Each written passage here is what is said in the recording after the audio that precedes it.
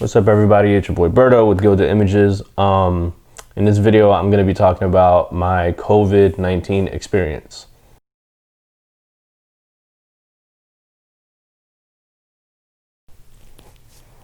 So I tested positive for COVID, and I'm good now, and I feel way better now than I did when I was sick.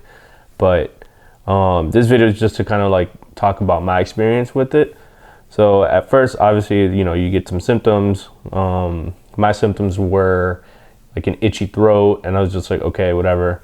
And then a couple days went by, and I started getting a fever. Eventually, I got tested, and results came back positive. But I think it was a little tough just because whenever I got my results, the whole time I was waiting, I was just like, no, it's probably just the flu, or it's just something. Something normal, not COVID, because I'd like to think I do a pretty good job wearing my mask and, hand sanitizer and just kind of steering clear of people who could have it. And I'm not going to go into details as far as like, what my theory for how I got COVID is, but I did get it. So initially, I started with the itchy throat, and then I started getting fevers and then chills, and I essentially got all of the symptoms with the exception of loss of taste. I never lost taste. The only thing that happened with that was things tasted funny.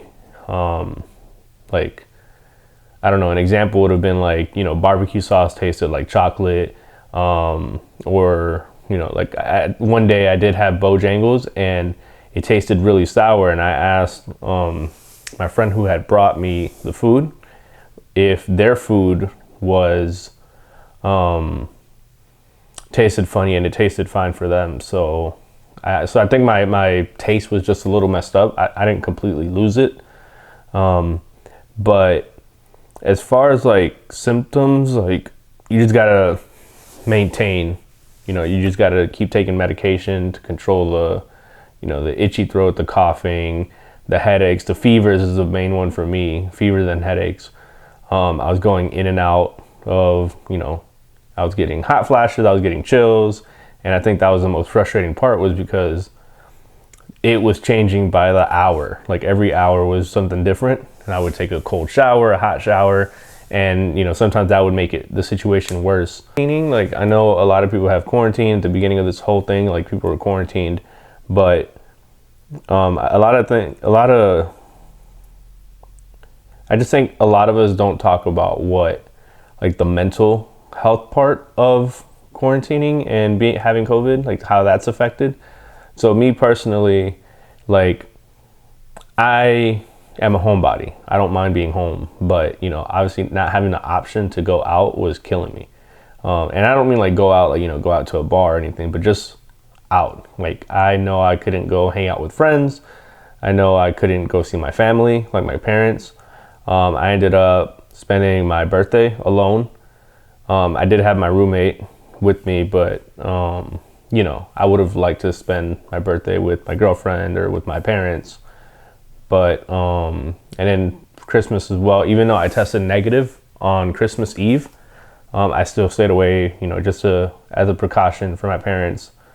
Because I would completely hate myself if I ended up getting them sick. But as far as like the mental health thing, it's like I was kind of losing it, just in the sense of like kind of thinking it was unfair that I had COVID versus like, other people who are a little bit less careful than I was.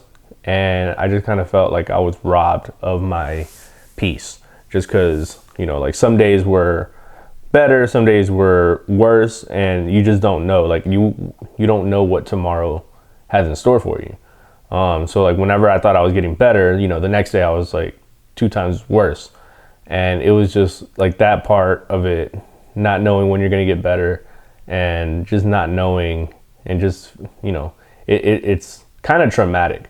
Because even though I tested negative, like I'm still feel like I can't be out around people, because what I experienced, I don't wish that on my worst enemy.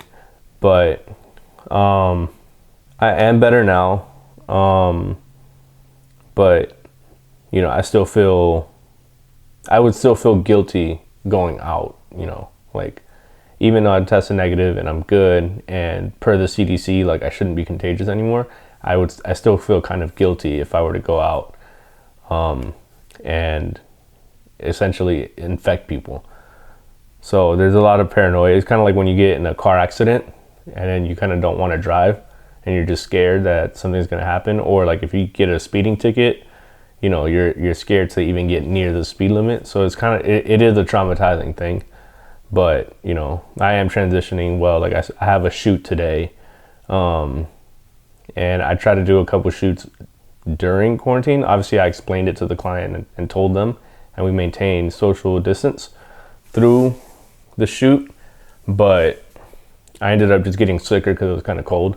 So it kind of, I got the shoot done, but at the same time, like my conditions got worse.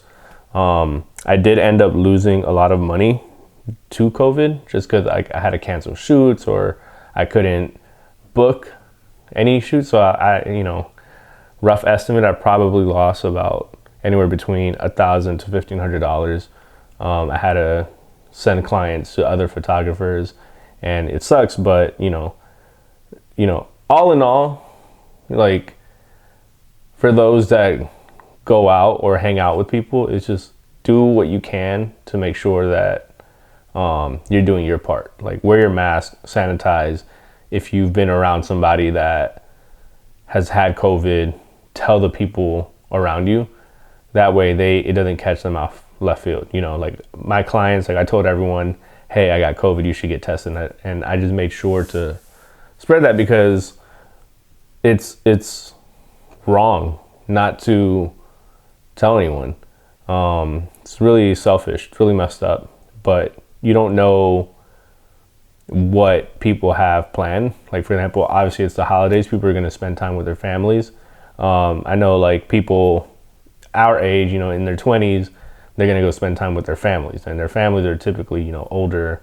Their parents are older. You got uncles, you got people with kids. But you don't know what people have planned. So make sure you tell them if you've been infected or you've been around or exposed to COVID. It's super unfair not to, but all in all, like COVID sucks. Best advice I can give to anyone with COVID would be just rest. Lots of soup, some herbal teas, symptom control, and then just be patient with it. I know some people, it takes a couple of days for them to get over it, but for me, it took the full 10 to 12 days. I'm the type of person, I don't get sick, but when I do, I get sick, super sick. But the past video that I've made, I always say stay safe and wear your mask. That's not for it to be a catchy thing I do. It's, wear your mask. That's just me doing my part, reminding my people to be safe and to wear their mask, because you never know who you're going to affect and how you're going to affect them.